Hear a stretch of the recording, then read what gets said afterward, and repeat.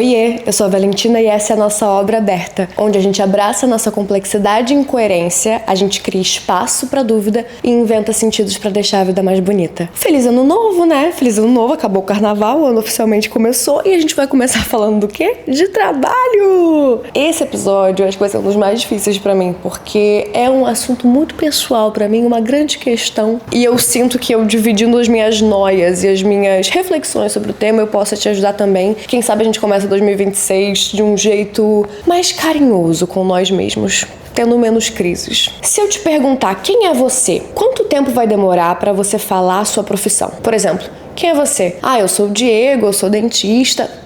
Já falou, entendeu? Nossa, se tiver um Diego dentista escutando, eu vou me sentir muito bruxona. Qual é o lugar que o trabalho ocupa na sua vida? Porque eu e o meu trabalho, a gente é quase a mesma coisa. E o fato de eu ser atriz torna isso ainda mais latente. Eu vou começar o episódio dando uma visão geral sobre essa questão do trabalho e de identidade, para depois me aprofundar em casos tanto artísticos quanto de pessoas que de fato amam o seu trabalho, e aí como é que a gente faz para se diferenciar e se entender como alguém para além do que a gente produz. Então vamos lá, nos anos 2000 e 2010 estava muito em alta a gente fazer uma ligação direta entre trabalho e propósito. Nos últimos anos eu sinto que a gente vem falando cada vez mais do perigo da gente fazer essas duas palavras terem uma relação simbiótica. Mas é inegável, a gente busca ainda alcançar a comunidade, transcendência e realização através do nosso trabalho. Eu pelo menos sinto isso, eu apostaria que você também, e não é por acaso. Eu quis entender, de onde isso veio. E assim, é curioso a gente fazer uma análise do avanço do capitalismo no mundo, No início do capitalismo, no capitalismo industrial, o trabalho nada mais era do que um meio para ter uma sobrevivência. Então você trabalhava para ganhar dinheiro para conseguir colocar pão na mesa, para pagar um aluguel. Com o passar dos anos, o trabalho ganhou uma outra camada para além da sobrevivência, um marcador social e de classe. E no capitalismo tardio, a gente fez com que o trabalho ganhasse o sinônimo de identidade. E é aí que mora o perigo. Ai, que mora o perigo, aí que eu caio nisso. A gente já falou aqui do livro Sociedade do Cansaço, do Byung-Hun Chan, mas eu vou trazer de novo. Porque ele fala nesse livro que a gente tá vivendo a sociedade do desempenho. O que isso quer dizer? Se antigamente as pessoas iam para um trabalho, numa indústria, e aí elas tinham que ir lá exercer só uma função, e elas tinham um chefe para obrigá-las a fazer aquilo. Hoje em dia, nas palavras dele, o explorado e o explorador viraram a mesma pessoa. A gente incorporou isso dentro da gente, e a gente percebe isso nessas frases de seja a sua melhor versão, ultrapasse os seus limites, você não precisa de ninguém ali cobrando que você dobre a sua meta, você mesmo já se cobra. E aí, quando a gente reduz a nossa identidade ao que a gente consegue produzir, quando a gente não rende, aquilo vira uma falha moral e pessoal. E aí, nesse contexto, o burnout ele vira uma consequência lógica, porque o descanso é uma ameaça. A gente se sente tanto na obrigação de estar sempre trabalhando e sempre fazendo mais, que não há espaço para descansar, não há espaço para o tédio, não há espaço para o ócio. Tem tempo que eu não trago dados, Então, para esse episódio eu resolvi trazer. O Brasil é o 4º país mais estressado do mundo e o 2º com mais casos de burnout. Olha que maravilha! Dados de 2024 mostraram que o país registrou mais de 470 mil afastamentos de trabalho por conta de transtornos mentais. Então, assim, é inegável que a nossa saúde mental está sendo afetada pelo trabalho. Eu juro que eu tento limpar ao máximo o áudio na edição. Mas, assim, o cachorro vai latir. A moto vai passar na rua. E isso daqui, na verdade, eu acho que assim, você tá aqui em casa e a gente tá tomando um café conversando, sabe? É a vida como ela é. Essa sou eu me convencendo de que tá tudo bem, nem tudo ser perfeito. O cachorro pode latir, tá tudo certo. Eu amo cachorros. Amo mesmo, inclusive. Saudade do meu filho. E esses dados, eles fazem sentido quando a gente pensa em ambientes de trabalhos que tem metas inalcançáveis, tem um controle excessivo, que tem jornadas invisíveis, Hoje em dia, as pessoas mandam mensagem de trabalho às 10 da noite, porque tá no WhatsApp, e aí eu tô mandando. Então, assim, a sensação é que você não pode parar nunca. É muito preocupante, ainda mais quando a gente pensa de que trabalho a gente tá falando. Porque muita coisa seria resolvida se a gente simplesmente tivesse melhores condições de trabalho, se as pessoas tivessem perspectivas de remunerações mais altas, se a gente tivesse como equilibrar melhor o que é a vida pessoal, o que é a vida do trabalho. Tem muita coisa que não tá nas nossas mãos.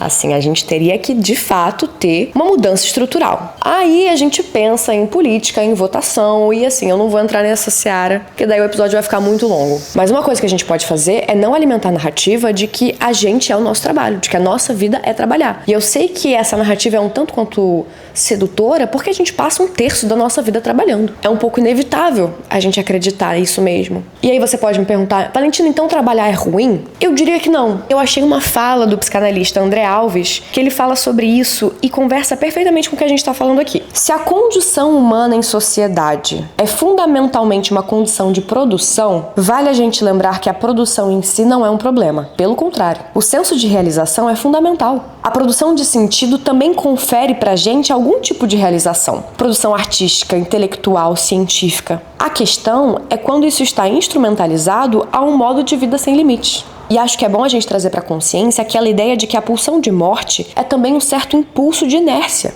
Porque a gente fica reproduzindo sem produzir muito sentido. Aí a gente só consegue produzir sintoma mesmo ou dor, ou as duas coisas ao mesmo tempo. Então, quando o trabalho é sem limite, a produção é recorrente e sem nenhum tipo de interrupção, quando a gente só trabalha e não consegue parar, a gente entra numa espécie de produção inerte. A gente só vai repetindo e fazendo de um jeito que não se consegue acionar a vida. E eu acho que a produção e a realização estão ligados à vida. Ou seja, essa parte do trabalho que traz realização é maravilhoso. Se o nosso papel na sociedade é produzir no sentido de que a gente quer tornar esse espaço comunitário o melhor possível, ou pelo menos é isso que a gente deveria almejar, trabalhar em prol do coletivo, em prol da sua família, em prol de um mundo melhor, é muito satisfatório. É muito bom quando você faz um trabalho e ele é bem feito. O problema é quando a gente faz isso sem descanso. E o problema é quando a gente faz disso a nossa identidade. Por que eu tô batendo nessa tecla? Eu já vou me aprofundar nela. Antes eu queria trazer 2 exemplos pra vocês interessantes sobre essa questão da identidade. Tem aquele filme brasileiro chamado Bacurau. Se você ainda não assistiu, indico fortemente. Tem uma cena icônica que uma personagem chega pra um menininho, eles estão num bar, eles estão numa cidade interior, então Bacurau é essa cidade fictícia de interior, e ela é uma mulher da cidade grande. Aí ela vira pra esse menininho e fala: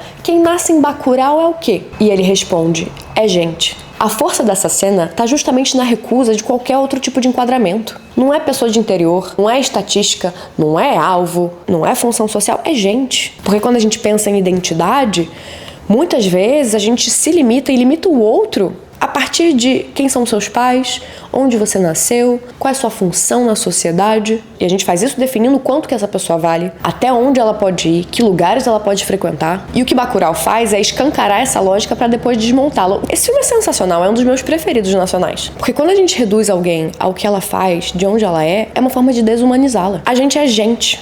Ponto. E outra coisa muito incrível que eu vi foi uma entrevista que alguém perguntava pro Gregório do Vivier: quem é você? E a resposta dele é de arrepiar. Ele fala assim, perguntam: quem é você? E ele fala: eu amo a linguagem.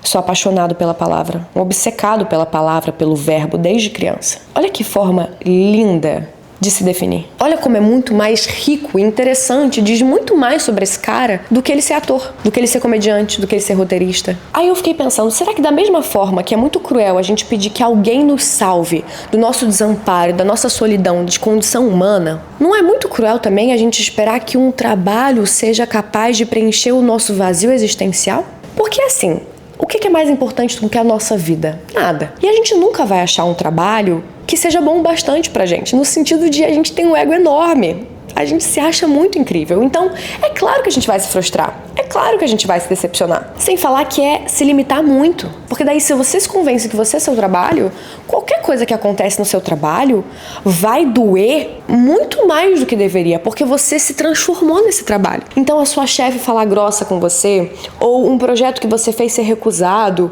ou você fazer uma entrevista de emprego e não passar, vai ter um peso muito maior do que deveria, porque você se convenceu de que você é seu trabalho. Então aquilo, na verdade, não tá falando sobre o aspecto seu que é um profissional. Tá falando sobre o aspecto seu indivíduo. A falha profissional vira uma falha pessoal. E aí você vai sentir a mosca do cocô do cavalo do bandido. Tem uma frase muito bonita do Pepe Mujica, que ele fala o seguinte: a vida não é só trabalhar. Tem que deixar um bom capítulo para as loucuras que tem cada um. Você é livre quando gasta o tempo da sua vida com coisas que te motivam, que você gosta.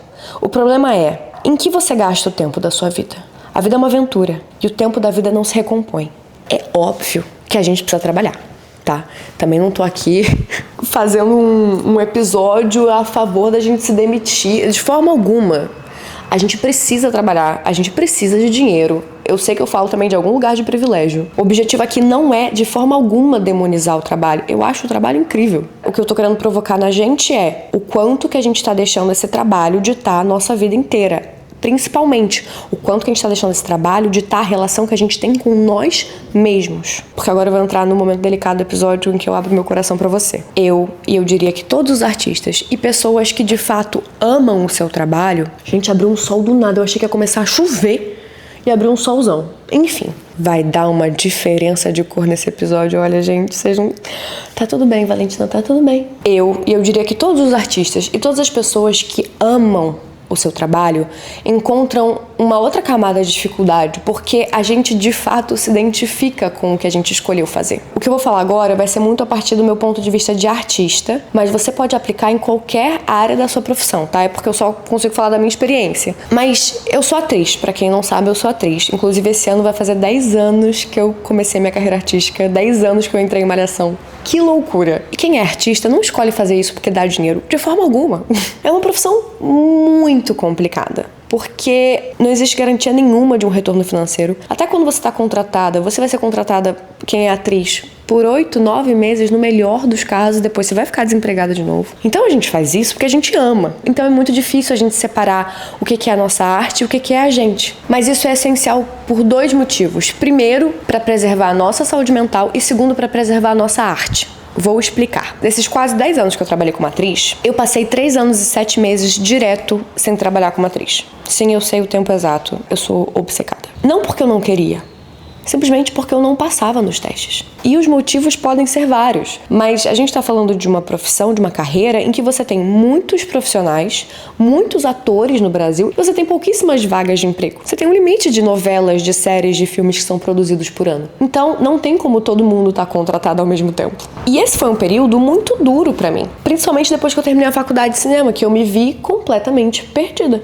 Eu falei, e agora? Cada não que eu recebia afetava profundamente a minha autoestima. Fazia eu me sentir péssima. Até que um dia uma amiga minha, a Lorena, do episódio da segunda-feira, ela virou pra mim e ela falou, você precisa entender quem é a Valentina pra além da atriz. E eu falei, mas isso não existe. Não existe uma Valentina que não é atriz.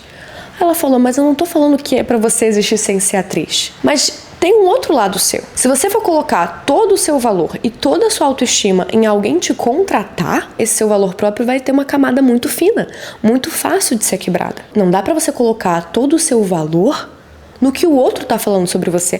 Até porque você não passar num teste não é porque você não é boa. São tantos outros fatores. E aí eu comecei a fazer esse exercício interno, muita terapia, muita análise, para conseguir fazer essa separação do que é a Valentina profissional e do que é a Valentina artista. E o segundo motivo do porquê que a gente precisa fazer isso é pra gente conseguir proteger o nosso trabalho. Como assim? Pra quem faz trabalho criativo, o segredo pra fazer você odiar o processo criativo é você fazer ele carregar o seu valor e a sua autoestima.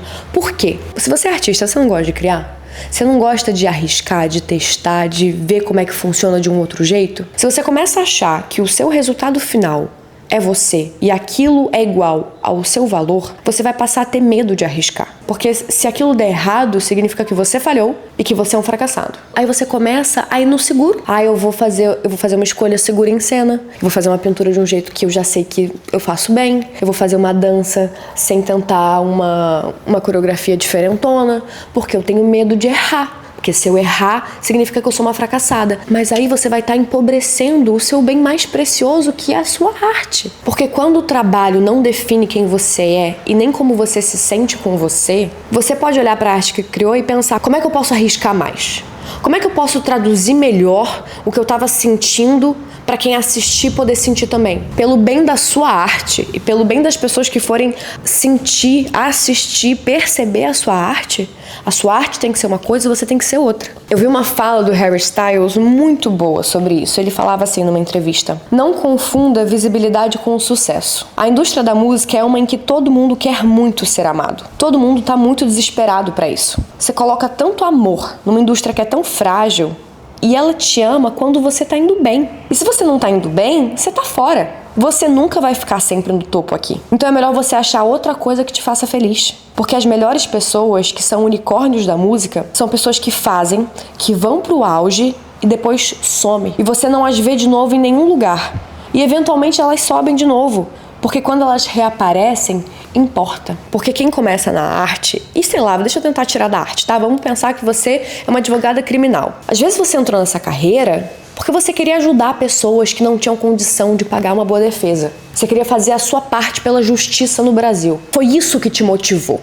É isso que você ama no seu trabalho. E aí, se você transforma isso em quem você é, talvez você não ouse tanto num tribunal por medo de fracassar e aquilo traduzir que você é uma pessoa ruim, que você é uma pessoa incompetente. Você não vai ganhar todos os casos.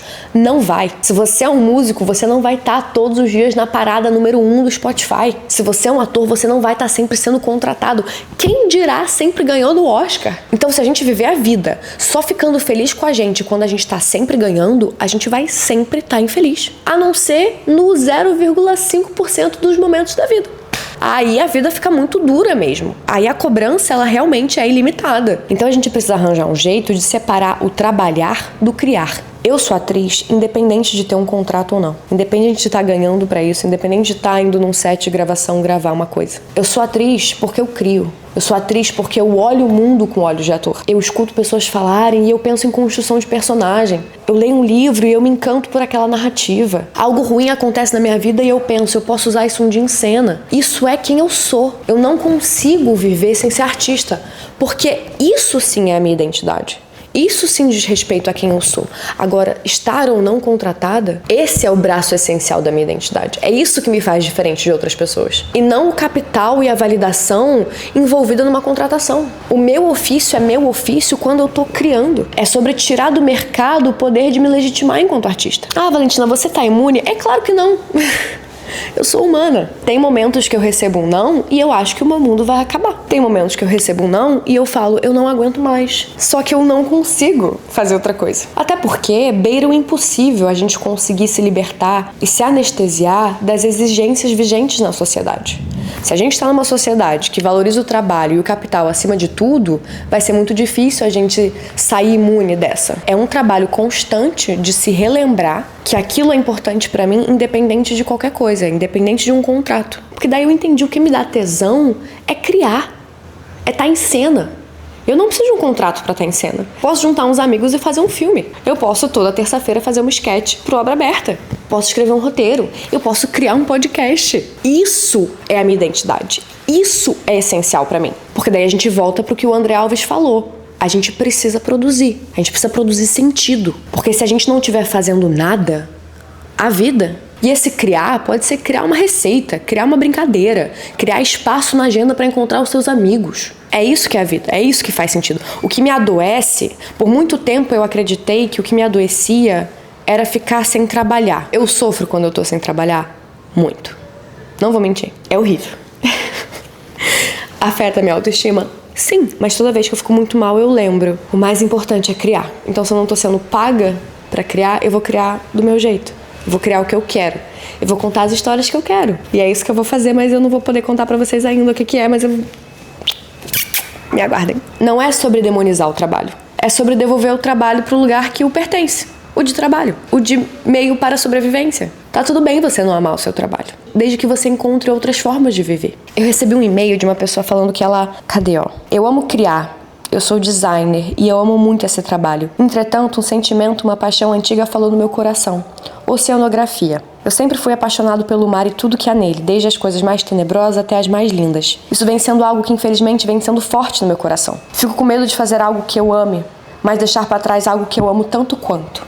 Você não precisa deixar o amor pelo oceano de fora. Você pode fazer esse trabalho que você ama de designer, de criar, e fazer do seu hobby estudar mais sobre o oceano. E fazer do seu hobby aprender a mergulhar com aqueles tanques para se aventurar no fundo do mar. O trabalho, ele tem que ser algo que nos ajude a viver mais e não algo que acabe com a nossa vida. E aí eu fui reassistir Soul, S-O-U-L, que é um filme da Pixar que ontem eu percebi que é o meu filme preferido da Pixar. A história é basicamente desse músico frustrado que recebe a oportunidade de tocar numa banda de jazz que ele sempre quis. Muitas coisas acontecem acontecem, eu não vou contar porque eu não gosto de sinopse, mas o ponto é, tem umas frases desse filme que eu quero trazer pra gente, que é, o filme fala muito sobre essa questão do propósito, né? Sobre como, antes da gente encarnar na Terra, a gente tivesse tipo um adesivinho com vários buraquinhos. E aí, à medida que a gente tá se preparando pra vir pra Terra, a gente vai ganhando adesivos pra preencher esses buraquinhos. E o último costuma ser atrelado à sua missão. E o filme mostra como, sei lá, às vezes uma pessoa tocando uma música e ela consegue o passe pra ir pra Terra, às vezes ela jogando basquete, enfim, várias coisas. E aí tem uma alma, que é a 22, que ela fala o seguinte: e se admirar o céu for a minha missão? Ou andar? Eu sou muito boa andando. Isso não é genial? A crítica do filme é clara. A sua missão não tem nada a ver com propósito. A sua missão pode ser viver a vida ao máximo que você pode. A sua missão pode ser se deliciar. A sua missão pode ser inspirar pessoas. A sua missão pode ser escutar pessoas. A sua missão pode ser criar doces que deixam as pessoas felizes.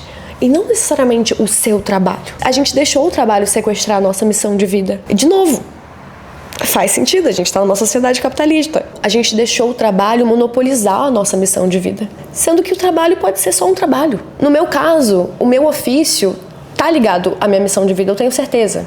Mas é algo que eu posso fazer independente de estar contratado ou não. É algo que eu preciso fazer. Se eu não crio, eu adoeço.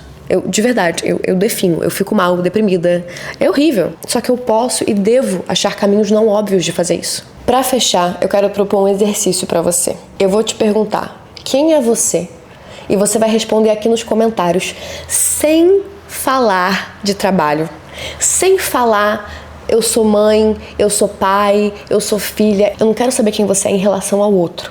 Eu quero saber quem você é, a sua essência. O que você ama? Vamos fazer esse exercício? Eu acho que vai ser muito especial. Eu vou começar. Eu sou obcecada pela complexidade humana. Eu sou apaixonada por contar histórias, por viver personagens através do meu corpo. E eu sou muito boa em fazer as pessoas se vulnerabilizarem, fazer com que elas consigam entrar em contato com coisas que estão adormecidas ou que elas talvez estejam fugindo de olhar. E eu adoro fazer isso. Eu sou intensa, eu sou sensível, eu sou dramática, eu sou rancorosa. E eu sou muito interessada pelas pessoas e pela vida. E você, quem é você? Eu espero que esse episódio tenha te ajudado. Eu sinto que eu ainda tenho muita coisa pra falar sobre isso, então se te interessar, me fala que eu faço um parte 2. E eu tô muito curiosa pra saber o que vocês acharam disso tudo. Um beijo e até semana que vem.